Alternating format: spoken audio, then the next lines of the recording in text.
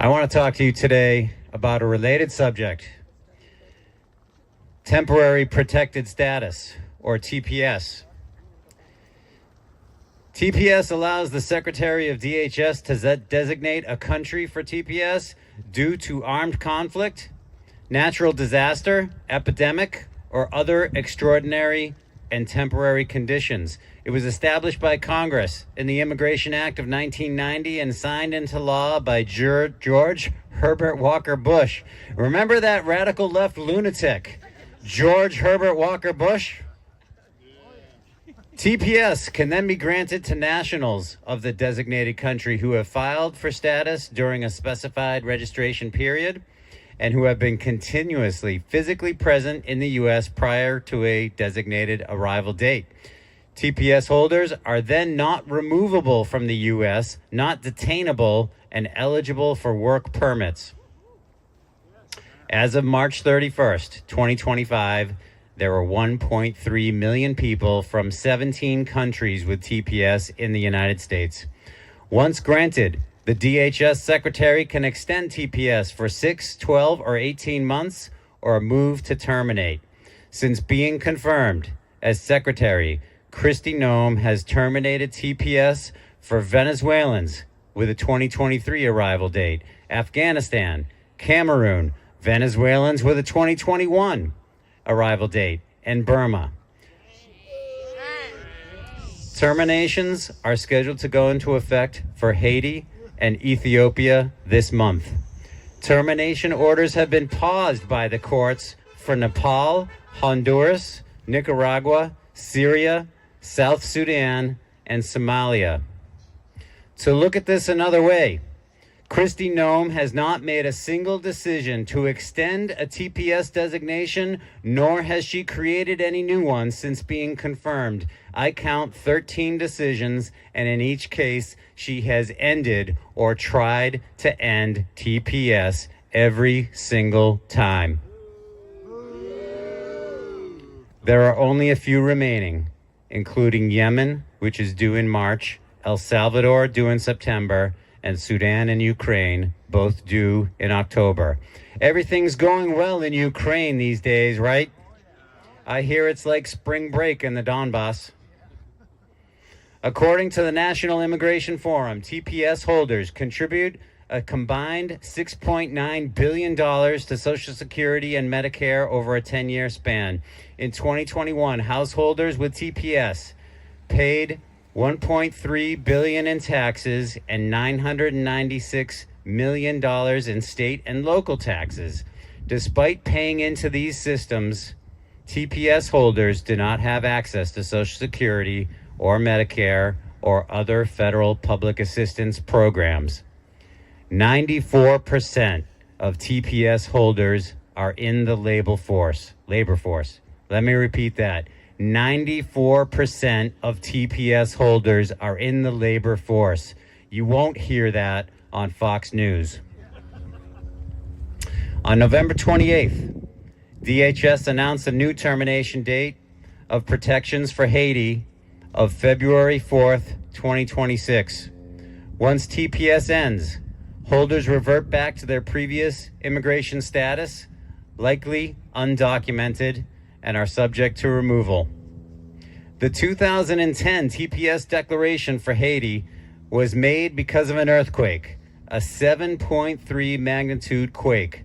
316,000 people lost their lives. $7.8 billion worth of damage was done, about 120% of the GDP for the country. 60% of the healthcare system was destroyed. 40,000 healthcare workers fled the country. 1.5 million people were displaced in a country of about 10 million. It's hard to believe, but today things in Haiti are worse. You may recall that the president was assassinated in 2021. By early 2024, gang activity had brought the capital, Port-au-Prince, to complete paralysis. Attacks on police stations, hospitals, and neighborhoods interrupted daily life, leaving millions in chaos and fear. Armed gangs recruit and use children in dangerous roles such as lookouts, couriers, and laborers. Many children are unable to attend school. Children are growing up in constant fear, unable to play or learn in a safe environment. Women and girls are particularly at risk of sexual violence, which gangs often use as a tool to intimidate and control. Survivors face stigma, leaving them without medical care or psychological support. And the health crisis is worse as well. Cholera was inadvertently reintroduced to Haiti by UN security forces following the earthquake. Since October of 2022, 87,000 suspected cases of cholera have been reported. Hurricane Melissa, one of the most powerful Atlantic storms on record, struck Haiti in October 2025, triggering widespread flooding and deadly landslides. Does it sound like Haiti has recovered? No. Should all Haitians go home? No. There are 330,000 Haitians in the U.S., and 77,000 of them are in Massachusetts, and 19,000 of those have TPS status. Greater Boston has the second largest Haitian population behind Florida. There was a meeting at the Jubilee Church in Mattapan on January 21st about the impact of ending TPS for Haitians. It was attended by Representatives Ayanna Pressley and Seth Moulton and Senator Ed Markey. Representative Pressley said, "Quite simply, there is no safe return to Haiti right now. TPS holders are living with fear and uncertainty. Parents, workers, caregivers, faith leaders who are deeply rooted in our communities and essential to our economy." Denise Williams of the Association of Haitian Women of Boston said, "This administration would like you to think that they come here and are eating up all of our resources. This is a falsehood. They've come here with the intention of working and contributing." A woman named Marie said, "What is my worst fear is if I have to leave them, if I have to go back to Haiti. I can't even begin to think about that." She's talking about her 21-year-old daughter in college and her 2 teenagers. She works at a daycare center, but has now likely lost her work permit. Does Marie sound like an egregious criminal alien? Do you think Marie should be able to stay? Yes. A 19-year-old UMass Boston student said, "My life right now is stay home, watch movies, and then pray to God. I'm praying that a judge can help us get the TPS extended." She came to the U.S. with her family in 2023 due to kidnappings and gang violence. She and 4 family members were slated to lose TPS on February 3rd. She is anxious about conditions in detention. Quote, "I don't want to die there. I'm just scared, very scared." Does this college student sound like the worst of the worst? No. Are college students a drain on our society? No. Should we deport her and her family? No. And what about the impact on the Massachusetts economy?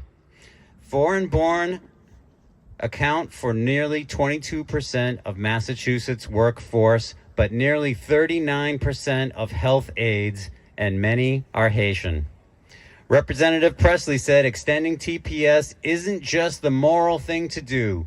It ensures Haitians can continue to work with the elder and healthcare communities, which rely heavily on them.